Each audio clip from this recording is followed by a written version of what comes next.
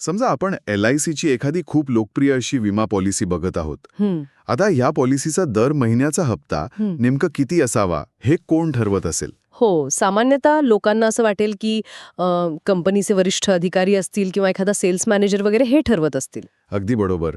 वरवर पाहता तसंच वाटतं, पण खरं तर ह्या पडद्यामागे काम करणारी व्यक्ती एक अतिशय निष्णात गणितज्ञ असते. हो, आणि ती व्यक्ती गुंतागुंतीच्या म्हणजे प्रॉबेबिलिटी किंवा संभाव्यतेच्या सांख्यिकीय मॉडेल्सचा वापर करत असते. त्यातून मानवी आयुर्मान आणि आर्थिक धोक्यांचा अतिशय अचूक अंदाज वर्तवला जातो. हो ना, आणि म्हणूनच आजच्या या सखोल चर्चेत आपण ज्या स्रोतांचा आणि नोंदींचा अभ्यास करणार आहोत त्यातूनच हेच उलगडणार आहे. गणित आणि सांख्यिकी म्हणजे स्टॅटिस्टिक्स या विषयातली पदवी म्हणजे केवळ बंद खोलीत फळ्यावर क्लिष्ट समीकरणं सोडवणं एवढंच नाहीये. नक्कीच नाही. उलट ही पदवी म्हणजे सरकारी नोकऱ्यांच्या एका अवाढव्य आणि अतिशय कळीच्या जगाचे दरवाजे उघडणारी एक मास्टर की आहे असं म्हणायला हरकत नाही. बरोबर. आणि आज आपण हेच बघणार आहोत की या पदवीधरांसाठी सरकारी क्षेत्रात नेमक्या कोणत्या संधी दडलेल्या आहेत, त्यामागील यंत्रणा कशी काम करते याचा आपण आज वेध घेणार आहोत. आणि या स्रोतांमधून एक गोष्ट अतिशय ठळकपणे पुढे येते. सरकारी किंवा प्रशासकीय व्यवस्था या पदवीधरांना केवळ त्यांच्याकडे असलेल्या एखाद्या विशिष्ट माहितीसाठी नोकरीवर ठेवत नाही. मग कशासाठी निवडतात त्यांना? तर कोणत्याही माहितीचे किंवा डेटाचे विश्लेषण करण्याची त्यांची जी अंगभूत क्षमता असते ना, त्यासाठी त्यांना प्रामुख्याने निवडले जाते. म्हणजे आपण आज फक्त उपलब्ध पदांची यादी वाचून दाखवणार नाहीये. अगदी. आपण का आणि कसे या प्रश्नांच्या मुळाशी जाणार आहोत. विशिष्ट सरकारी भूमिकांमध्ये या विद्यार्थ्यांची म्हणजे त्यांची ॲप्टिट्यूड आणि डेटा ॲनालिसिसची क्षमता कशी निर्णायक ठरते हे आपण बघूया. तर गणिताचा सर्वात थेट आणि रोजच्या जगण्यातील संबंध येतो तो आकड्यांशी आणि पैशांशी. त्यामुळे आपण सर्वात आधी आर्थिक आणि बँकिंग क्षेत्राकडे वळूया. हो, हे अगदी स्वाभाविक आहे. बँकिंग आणि फायनान्स क्षेत्र हे एका महाकाय कॅल्क्युलेटरसारखे आहे असं मला वाटतं. म्हणजे बघा ना, दर सेकंदाला लाखो ट्रान्झॅक्शन्स होतात. कर्जाचे व्याजदर बदलत असतात, अर्थव्यवस्थेचे चढउतार असतात. हे सगळं या महाकाय मशीनमध्ये प्रोसेस होत असतं. आणि गणिताचे पदवीधर म्हणजे या मशीनमधल्या अतिशय महत्त्वाच्या प्रोसेसिंग चिप्स आहेत, जे ही अवाढव्य आकडेमोड अगदी विनासायास हाताळतात. अगदी बरोबर. आपण IBPS, SBI किंवा थेट RBIच्या परीक्षांची रचना बघितली तर ही यंत्रणा स्पष्ट होते.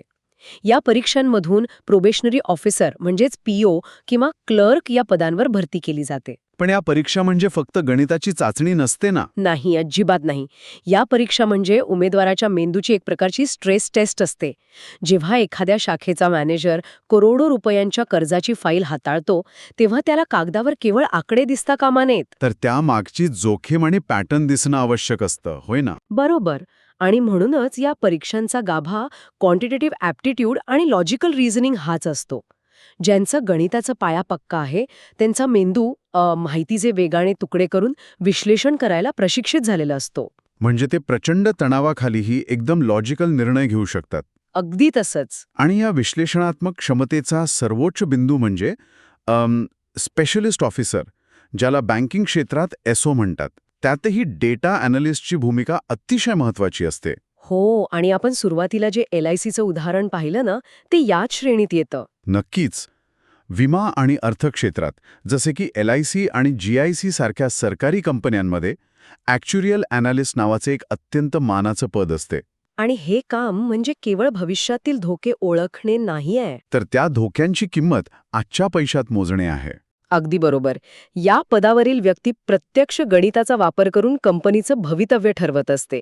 ॲक्च्युरियल ॲनालिस्ट हे विम्याचा हफ्ता किंवा प्रीमियम ठरवताना अनेक चलांचा म्हणजे ज्याला आपण व्हेरिएबल्स म्हणतो त्यांचा अभ्यास करतात. म्हणजे मृत्यूदर किंवा बाजारातील महागाईचा निर्देशांक यासारख्या गोष्टी? हो, ते तर आहेच. पण त्यासोबत वेगवेगळ्या आजारांच्या साथींची वारंवारता आणि कंपनीच्या गुंतवणुकीवरील परतावा या सगळ्या विशाल डेटा पॉइंट्सना एका प्रगत सांख्यिकीय मॉडेलमध्ये टाकले जाते. अरे वा! म्हणजे ते एक असं गणिती सूत्र तयार करतात जे कंपनीला कोणत्याही संभाव्य संकटात तोट्यात जाऊ देत नाही. बरोबर. एका अर्थाने हे तज्ज्ञ गणिताच्या आधारावर भविष्यातील आर्थिक संकटांवर आधीच मात करून ठेवतात. हे खरोखरच अचंबित करणारे आहे.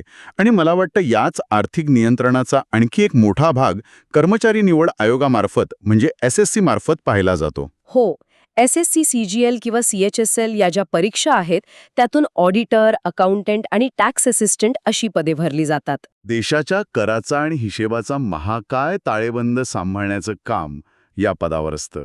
विचार करा, एका ऑडिटरच्या स्प्रेडशीटवरील दशांश चिन्हाची म्हणजे डेसिमल पॉइंटची एक छोटीशी चूक देखील देशाच्या महसुलात करोडो रुपयांची तूट निर्माण करू शकते. बापरे, म्हणजे जबाबदारी खूपच मोठी असते. हो ना. आणि म्हणूनच या अत्यंत संवेदनशील आर्थिक जबाबदाऱ्यांसाठी गणिताची पार्श्वभूमी असणारे उमेदवार नेहमीच सरकारची पहिली पसंती असतात. बँकिंग आणि महसुलाच्या या जगातून आपण एका दुसऱ्या आणि अधिक शक्तिशाली चलनाकडे वळायला हवं. तुम्ही डेटाबद्दल बोलत आहात ना? हो, पैसा हे जरी महत्वाचं चलन असलं तरी आजच्या काळात त्याहूनही मौल्यवान चलन म्हणजे डेटा. सरकारकडे देशातील कोट्यवधी नागरिकांचा अफाट डेटा जमा होत असतो. आणि हा डेटा नुसता गोळा करून चालत नाही, तर त्यातून अर्थ काढण्यासाठी कोर स्टॅटिस्टिक्स म्हणजेच शुद्ध सांख्यिकीचा वापर केला जातो. प्रशासकीय पातळीवर सरकार कोणतीही योजना किंवा बजेट हवेत तीर मारून बनवत नाही. नक्कीच नाही.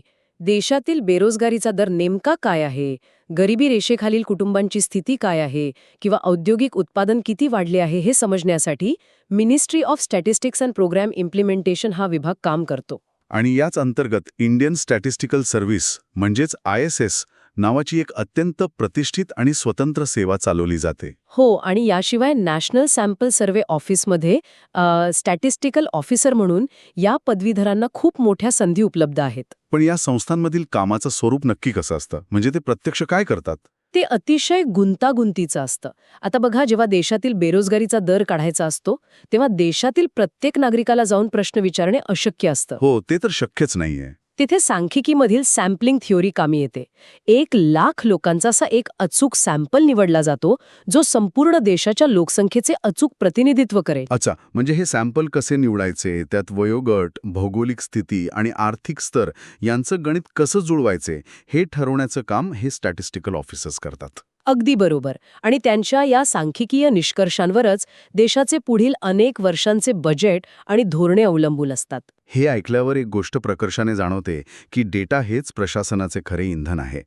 पण जेव्हा मी आपल्या स्रोतांमध्ये नॅशनल इन्फॉर्मॅटिक्स सेंटर म्हणजे NIC आणि CDAC या संस्थांच्या नोंदी पाहिल्या. तुम्हाला आश्चर्य वाटलं असेल. हो, सुरुवातीला मला थोडं आश्चर्यच वाटलं, कारण हे तर IT आणि कम्प्युटर सायन्सचे गड मानले जातात ना. हो, सामान्य समज तसाच आहे. मग तिथे सायंटिफिक असिस्टंट किंवा डेटा ॲनालिस्ट म्हणून गणिताच्या आणि सांख्यिकीच्या विद्यार्थ्यांची मोठ्या प्रमाणावर भरती का केली जाते? हे तर इंजिनियर्सचं काम वाटत होतं. आणि पारंपरिक कोडिंग नसून ती निव्वळ सांख्यिकी आणि प्रचंड मोठी संभाव्यता म्हणजेच प्रॉबॅबिलिटी आहे. म्हणजे कोडिंग हा फक्त एक भाग झाला. हो, संगणकाला कोणती कृती करायची आहे यासाठी कोडिंग ही फक्त एक भाषा आहे, पण संगणकाने कोणता निर्णय घ्यायचा हे त्यामागचं गणित ठरवते. अरे वा, हे खूपच रंजक आहे. सीडॅकमध्ये जेव्हा देशाच्या सुरक्षेसाठी किंवा हवामान अंदाजासाठी सुपर कम्प्युटर्सवर काम चालते तेव्हा ते हजारो चलांवरून डेटा प्रोसेस करतात. म्हणजे जर वाऱ्याचा वेग X असेल आणि समुद्राचं तापमान Y असेल तर चक्रीवादळ येण्याची शक्यता किती, असं काहीसं? अगदी तसंच. हे ठरवणारे अल्गोरिथम्स पूर्णपणे सांख्यिकीवर आधारित असतात. डेटा भविष्यात कसा बिहेव करेल याचे पूर्वानुमान लावण्याचे कौशल्य एका स्टॅटिस्टिक्सच्या विद्यार्थ्याकडे अधिक खोलवर असते. आणि त्यामुळेच या अत्याधुनिक IT संस्थांमध्ये या पदवीधरांना तंत्रज्ञानाचा ब्रेन म्हणून सायंटिफिक असिस्टंट पदावर नियुक्त केले जाते. बरोबर.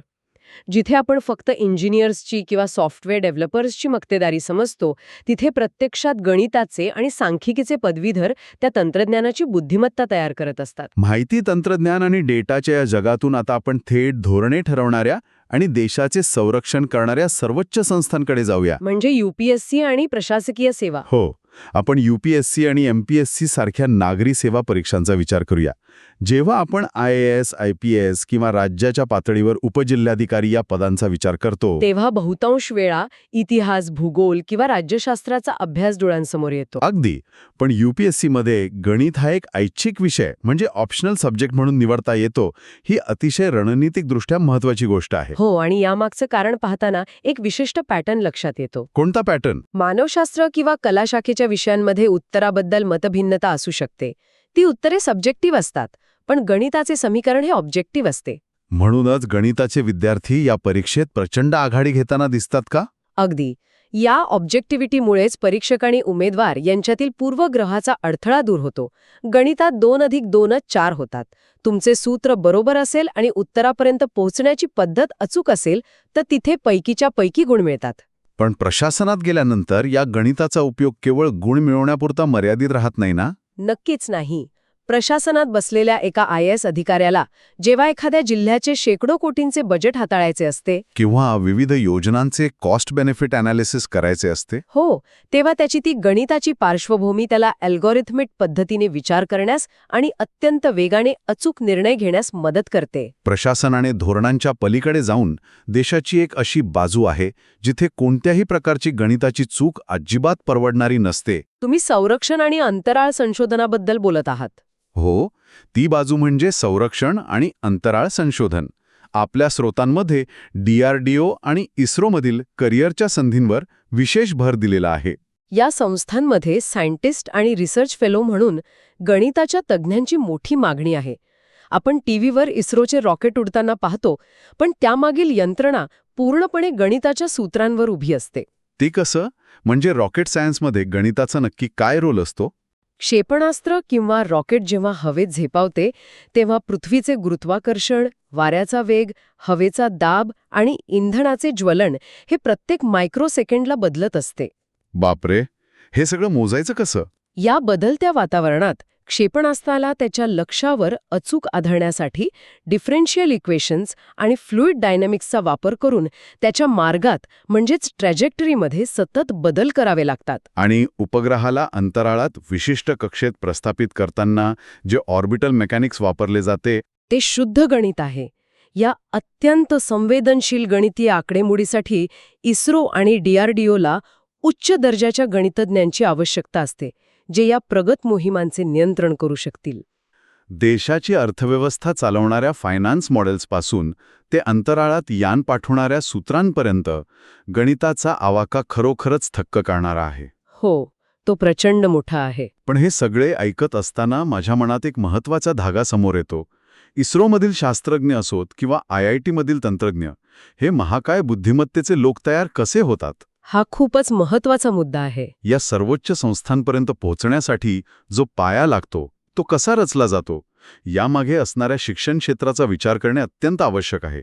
कारण जोपर्यंत हा पाया मजबूत होत नाही तोपर्यंत संशोधनाची आणि प्रशासनाची इमारत उभी राहू शकत नाही. शिक्षणाचे क्षेत्र हे या संपूर्ण व्यवस्थेचा कणा आहे. म्हणजे एक प्रकारचं ज्ञानाचं वर्तुळच आहे हे. जे शिकले आहे तेच पुढे संक्रमित करणं. अगदी बरोबर. ज्ञान मिळवणे आणि ते पुढील पिढीकडे संक्रमित करणे ही एक अत्यंत गुंतागुंतीची आणि महत्वाची प्रक्रिया आहे. गणितासारखा क्लिष्ट विषय शालेय किंवा महाविद्यालयीन विद्यार्थ्यांना समजावून सांगण्यासाठी त्या विषयावर असाधारण प्रभुत्व लागते. आणि सरकारी क्षेत्रात यासाठी अतिशय सुरक्षित आणि मानाच्या संधी उपलब्ध आहेत. शालेय स्तरावर शिकवण्यासाठी TET किंवा CTET सारख्या परीक्षा देऊन उमेदवारांना सरकारी शाळांमध्ये शिक्षक म्हणून रुजू होता येते. हो, आणि उच्च शिक्षणाच्या म्हणजेच विद्यापीठ स्तरावर या संधी अधिक व्यापक होतात. तिथे नेट किंवा राज्य पातळीवरील सेट परीक्षा उत्तीर्ण होणे आवश्यक असते ना? हो, महाविद्यालयांमध्ये असिस्टंट प्रोफेसर किंवा लेक्चरर म्हणून काम करण्यासाठी त्या परीक्षा लागतात. पण या पदांचं महत्त्व केवळ शिकवण्यापुरते मर्यादित नाहीये. मग अजून काय जबाबदाऱ्या असतात? या पदांवर काम करताना उच्च दर्जाचं संशोधन करण्यासाठी शासनाकडून मोठ्या प्रमाणावर निधी आणि ग्रांट्स उपलब्ध होतात. अच्छा, म्हणजे प्राध्यापकही कामाजूला विद्यार्थ्यांना गणिताच्या कॅल्क्युलस सारख्या संकल्पनांचे धडे देत असतात. आणि दुसऱ्या बाजूला स्वतःच्या प्रगत संशोधनावर काम करत असतात. आज शाळेत किंवा महाविद्यालयात जो विद्यार्थी गणिताचे धडे गिरवत आहे तोच उद्या देशाचे आर्थिक धोरण ठरवणार आहे. किंवा एखाद्या सुपर कॉम्प्युटरचा अल्गोरिदम लिहिणार आहे.